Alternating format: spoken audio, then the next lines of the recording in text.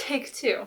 Hopefully I won't fall off of my own bed this time. Hey guys, it's Ashley, and in today's video I'm going to be sharing with you some recommendations of books that I think will make you smile, because they made me smile, so I'm just going to assume that they will make you smile. We're living in some tough times right now, so I thought I would bring to you a recommendations video that would be a happier one, and I hope this does it justice. So without further ado, let's begin. Within the realm of books that I like to read, whenever I think about books that make me smile, happy-go-lucky books, things like that, I think of romances.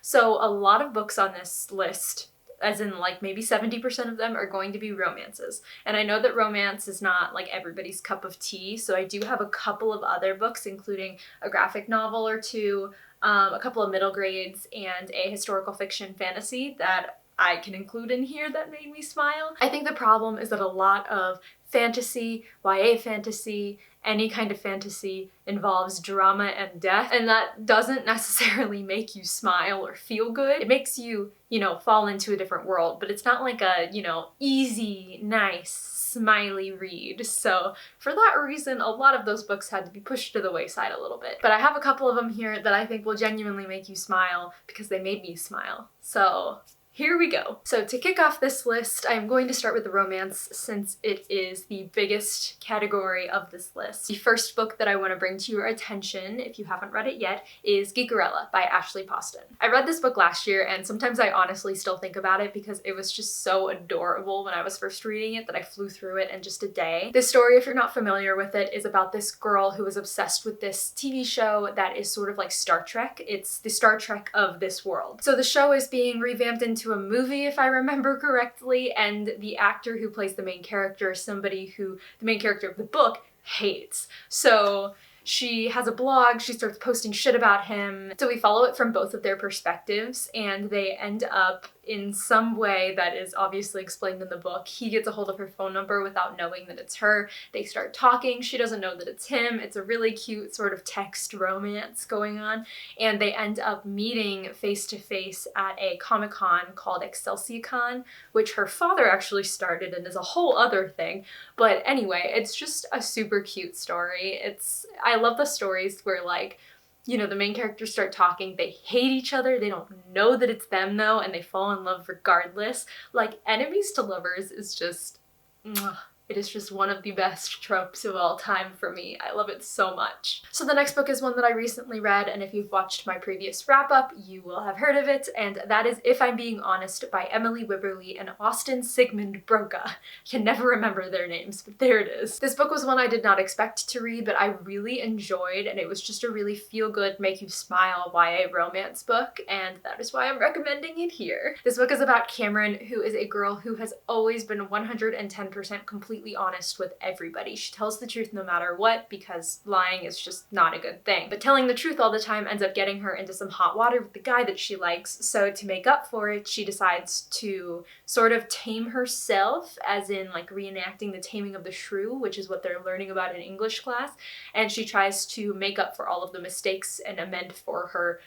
things that she's done in her past, starting with the boy that she ruined the reputation of, named Brendan. She tries to force Brendan into accepting the fact that she's going to try to make up for the mistake that she did to him, and even though he doesn't want it, and so obviously there's a romance that ends up happening, and it's super, super cute. I mentioned this in my other video as well, but the main character, Brendan, reminds me so much of Penn Badgley's character in John Tucker Must Die, so if you liked him, read this book and picture Brendan as him, and it'll be so much better. Next up on this list is one that I haven't read in a very long time, and that is When Dimple Met Rishi by Sandhya Menon. Sandhya Menon has a lot of books like this, from Twinkle with Love, and There's Something About Sweetie, I think is another one, and I haven't read any of those ones, but I'm sure they are going to be just like this one, which is cute, funny, quirky, and so much fun. So this story is about Dimple, who is an Indian girl, and all she wants is to go into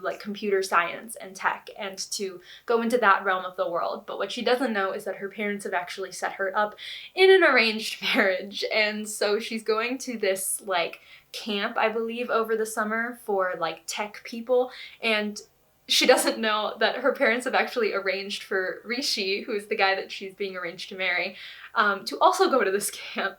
And so he knows about all of this and she doesn't, and so she's completely taken by surprise, and it's so funny in the beginning. It's so funny. But obviously throughout it, you know, she kind of comes around and it's a really cute love story. It just makes you smile the entire time, and what I really love about this one is that the book itself is told in both perspectives of Dimple and Rishi, and a lot of the scenes are told like back to back from both of their perspectives. So it's really cool to be able to see from both sides nearly simultaneously. So fun, so cute, puts a smile on your face. I promise you, you will not regret it. If you haven't picked up any of Sandhya Menon's books yet, I highly recommend. She just writes really cute romances. So the next book is one that I actually haven't talked about on my channel in a very long time. It was one of the first books that I actually like requested an ARC of, and the publisher gave it to me, and I was like, what?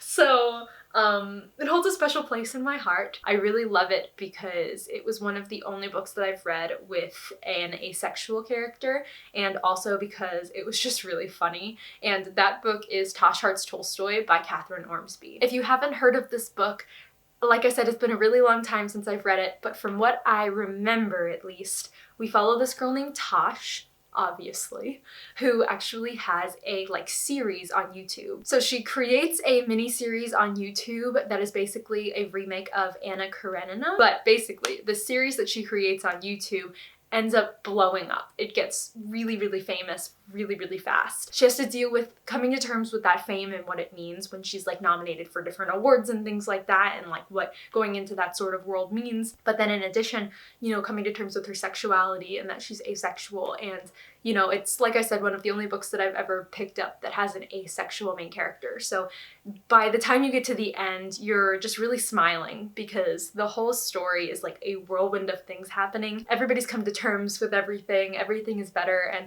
it just leaves you with a smile on your face the entire time. Mostly also because she's obsessed with Leo Tolstoy, who is the author of Anna Karenina, and it's so funny to read about how much she loves this guy. He's just this old guy, this old author with this big ass beard, and it's so funny. So I highly recommend if you want something a little bit different than a romance per se, just like a really good contemporary that has some like sort of, you know, YouTube things going on with it, just go ahead and pick this one up. I haven't talked about it in a really long time, but it's really good. And the last romance book, romance/contemporary book that I'm putting on this list is going to be another one I recently read, and I have to put it on here because it's so cute.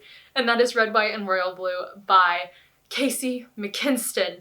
Can never remember that woman's name. Oh my god. I already talked about how much I loved this book in my February wrap-up. I'm not going to spend too much time on it. If you want to know more, it's basically the first son of the United States and the Prince of England having a romantic relationship, and it's so cute. It's so adorable. It literally makes you smile the whole time, though I do think this is an adult romance book. So there's a lot of sexy times happening. So if you are not old enough for that, don't pick this one up. But it's so cute. It's so good.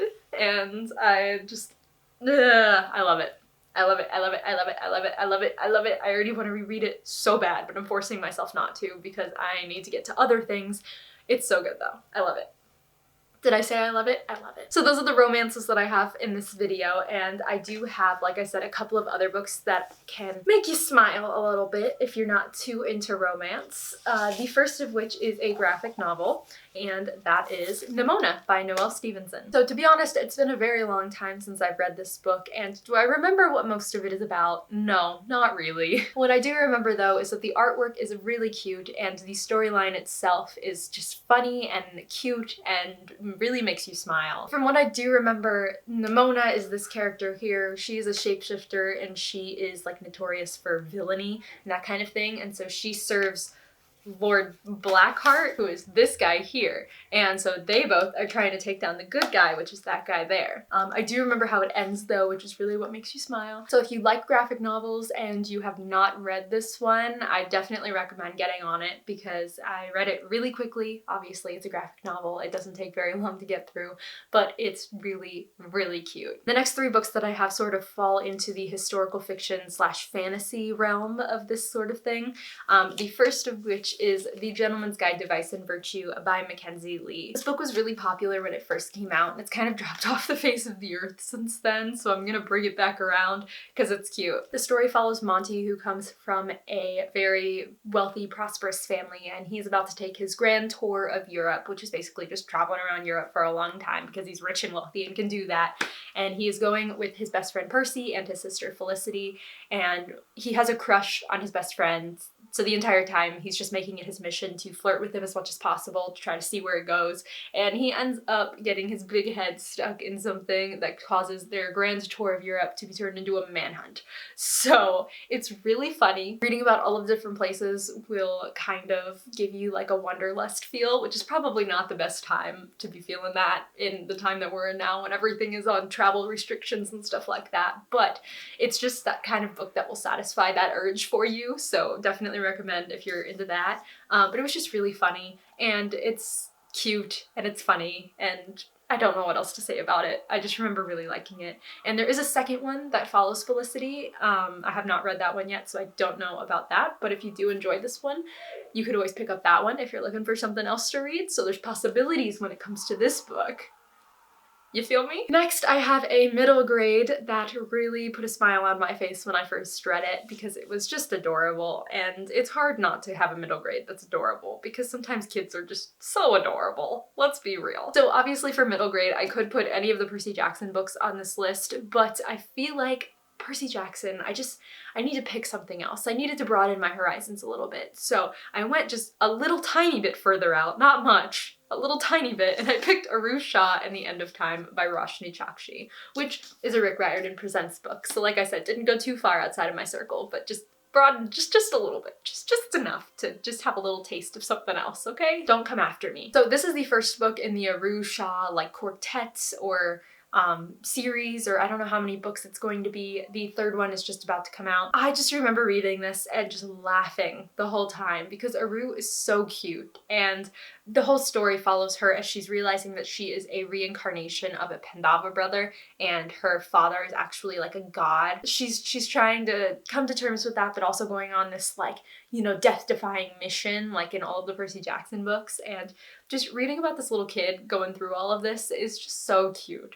And so much of what Roshni Chakshi puts in this book is just hilarious and it's funny, and even if you're not in the middle grade, I just suggest picking it up because it's a fun, cute read. It's really going to put a smile on your face, and it's good to kind of escape the like adult mindset a little bit. Just stop adulting for a little while and pick this book up because it's cute and it makes you feel like a kid again. Plus it's full of Hindu mythology, so why not learn something while you're at it too? And so the last physical book that I have on this list today is another middle grade book because, you know, you just gotta stop adulting for a little bit. Take a little time for yourself and feel like a kid again, like I said with the other one. So this book here, I talked about a lot when I first read it, and I kind of haven't talked about it in a while, so I'm bringing it up now, and that is The Adventurers Guild by Zach Lauren Clark and Nick Eliopoulos. So this book was kind of a wild card for me. When I first picked it up, I didn't have any expectations of it, but I really, really loved it when I read it. It really reminded me of Percy Jackson with sort of like a different twist on it, and I just remember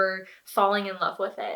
The story is about these two boys who are coming of age to where they can start like apprenticing, I believe, for different people. So there are different guilds in this town. There's like a merchants guild, there's a mages guild, there's the adventurers guild, obviously, and both of these boys have dreams for which guilds they want to get into. Brock always wants to follow in his family's footsteps, and he, I believe, wants to get into the Merchants Guild, if I'm remembering right. And Zed, who is the other best friend that we follow in this story, has always wanted to be in the Mages Guild because he is half elf, I think. And so when the day comes when the guilds choose their apprentices, both Zed and Brock get picked for the Adventurers Guild, which is the guild known for sending their apprentices and their students and their people on adventures that will most likely kill them. It's so fun. Parts of it will make you laugh out loud, parts of it will make you smile, and parts of it will make you really scared for what's gonna happen, but it's just all in all a really good book, and so I highly recommend if you want a book that'll make you smile and you haven't read this one yet, pick it up because it's really cute. and I recommend it. So those are all of the books that I have on my list that I have personally read that I think will make you smile, but I do have 2 final books that I want to put on this list because I've heard a lot about them. I've heard that they're really cute, that other people have liked them, and I just haven't read them yet. The first of which is The Upside of Falling by an author that I don't know the name of at this point. I'm sorry, I just put Upside of Falling on my list, but the cover will be here so you can read it right here. But this was actually on my most anticipated of 2020 list, so I'm definitely going to get to it soon. But I heard somebody recently who commented on my video say that they really enjoyed it.